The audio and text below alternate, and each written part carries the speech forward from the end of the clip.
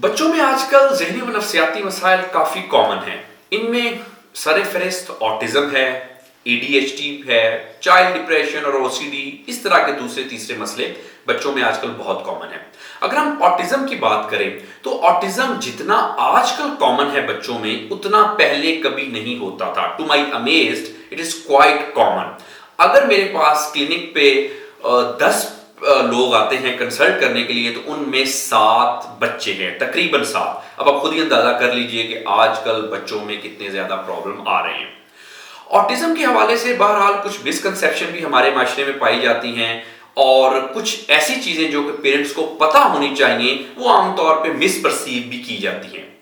Being a parent, अगर आप अपने बच्चे में ऑब्जर्व करें कि आपके बच्चे को कुछ लैंग्वेज का मसला है, यानी कि वो अपने एज ग्रुप से लैंग्वेज उतनी फ्लुएंट नहीं है, आपके बच्चे की जुबान नहीं बोल सकता आपका बच्चा ठीक तरह से।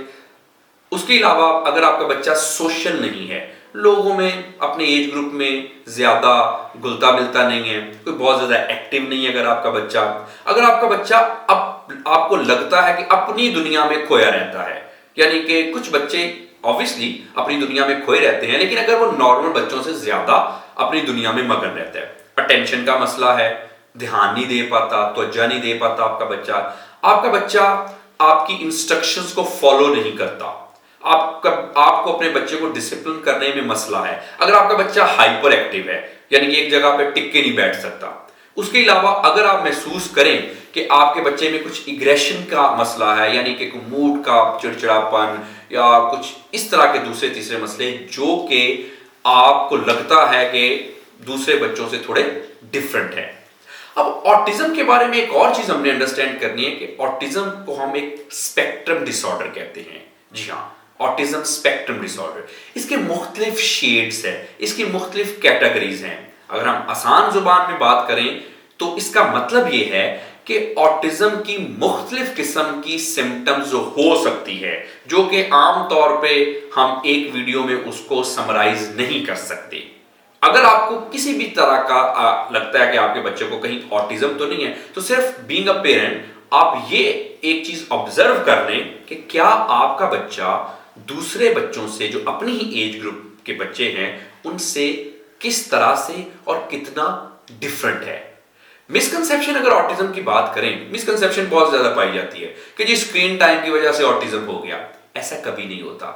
स्क्रीन टाइम एक बहुत बड़ा आजकल मसला है, उस पे फिर किसी दिन बात करेंगे कि स्क्रीन टाइम से क्या होता है, आपको किस तरह से अपने बच्चे को ट्रेन करना चाहिए, इसके क्या क्या नुकसान हैं। लेकिन ऑटिज्म स्क्रीन टाइम की वजह से नहीं होता।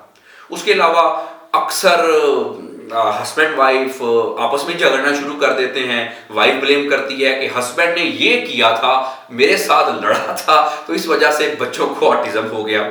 हस्बैंड जो है वो अपनी वाइफ से ये शिकायत करते हुए दिखाई देते हैं क्योंकि वाइफ जो है वो जंक फूड बड़ा कंज्यूम करती थी, इस वजह से बच्चे को ऑटिज्म हो गया। और आमतौर पे हमारे सासें जो हैं और बहू, वो तो एक एक ट्रेडिशनली थर्ड वर्ल्ड वॉर जैसी कंडीशन होती है, एक दूसरे को ब्लेम करना कि क्योंकि तुमने ये किया था जिसकी वजह से बच्चे को ऑटिज्म हो गया। और बहू भी फिर आजकल कहाँ चुप रहती हैं, वो भी कहती हैं क्योंकि आपने ऐसे किया था इस वजह से बच्चे को ऑटिज्म हो गया। तो आप काइंडली अपने झगड़े वगड़े बंद करें, ये इस वजह से आपके बच्चे को ऑटिज्म नहीं हुआ।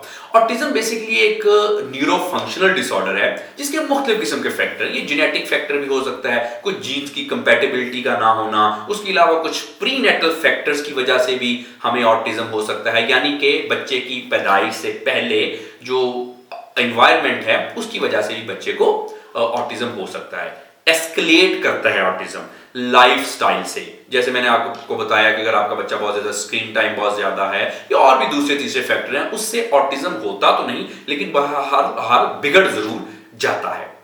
अब अगर करें बात इसके ट्रीटमेंट की कि अगर आपके बच्चे को ऑटिज्म है तो ट्रीट कैसे किया जाए। अगर आपको किसी भी तरह की सिम्टम्स अपने बच्चे में दिखाई दें, जो भी हमने डिस्कस की, तो टाइम जाया किए बगैर फौरी तौर पे किसी माहिर नफ्सियात से कंसल्ट करें ताकि आपके बच्चे की असेसमेंट हो सके और आपको बताया जाए कि क्या ये ऑटिज्म है या नहीं। अगर ऑटिज्म है तो उसका ट्रीटमेंट स्टार्ट किया जा सके, और अगर ऑटिज्म नहीं है तो जो भी मसला है उसका ट्रीटमेंट स्टार्ट किया जा सके। अब जितनी जल्दी आप अपने बच्चे को के हवाले से कंसल्ट करेंगे, उतना ही आसानी से और जल्दी से आपके बच्चे का ट्रीटमेंट किया जा सकेगा। अब ट्रीटमेंट में मुख्तलिफ चीजें आती हैं। कुछ ऑटिज्म को हम क्लिनिक पे ट्रीट कर देते हैं, कुछ ऑटिज्म में हम ट्रेनिंग चाहिए होती है, यानी कि ट्रेनिंग सजेस्ट की जाती है बच्चे के भी और पेरेंट्स की भी। किसी भी तरह का अगर आपके बच्चे को ऑटिज्म है या किसी भी किस्म का मसला है, तो आप हमसे माइंडवीव के थ्रू कांटेक्ट करें। असेसमेंट करेंगे हम आपके बच्चे की और बताएंगे कि आपके बच्चे का ट्रीटमेंट क्या है, ट्रीटमेंट स्टार्ट कर देंगे। और अगर जरूरत पड़ी तो हमारा इंस्टीट्यूशन माइंडवीव हम पेरेंट्स की ट्रेनिंग भी करते हैं, यानी कि पेरेंट्स बच्चों को किस तरह से ट्रीट करें। ऑटिज्म जिन बच्चों को होता है उनको नॉर्मल बच्चों की तरह ट्रीट नहीं किया जाता, उससे उनका मसला ज्यादा बिगड़ जाता है। वी हैव आवर इंस्टीट्यूशन जहां पे ना सिर्फ के हम ओपीडी में ऑटिज्म वाले बच्चों को ट्रीट करते हैं, बल्कि अगर जरूरत पड़े तो पेरेंट्स की ट्रेनिंग भी करते हैं, जो कि बहुत ज्यादा जरूरी है, क्योंकि ऑब्वियसली आप अपने बच्चे को सारा दिन हमारे पास नहीं छोड़ सकते। बहरहाल ज्यादातर टाइम आपने अपने बच्चे के साथ आपने गुजारना है। So you need training. आपको ट्रेनिंग की जरूरत है कि अगर आपके बच्चे को ऑटिज्म है, किस तरह से इसको ट्रीट करना है, आपने अपने बच्चे को किस तरह से हैंडल करना है, ताकि आपका बच्चा जल्दी जल्दी ठीक हो सके और आपकी जो भी बीइंग अ पेरेंट तौक़ात है अपने बच्चे से, आपकी उम्मीदों पे पूरा उतर सके, आपका बच्चा एक खुशी वाली, एक प्रोग्रेसिव, एक तरक्की वाली और एक अच्छी लाइफ गुजार सके। अगर किसी भी किस्म का आपके बच्चे को मसला है, यू कैन कॉन्टेक्ट अस माइंडवीव के प्लेटफॉर्म से। आप नीचे दिए गए नंबर से हमसे कॉन्टेक्ट कर सकते हैं। Thank you very much.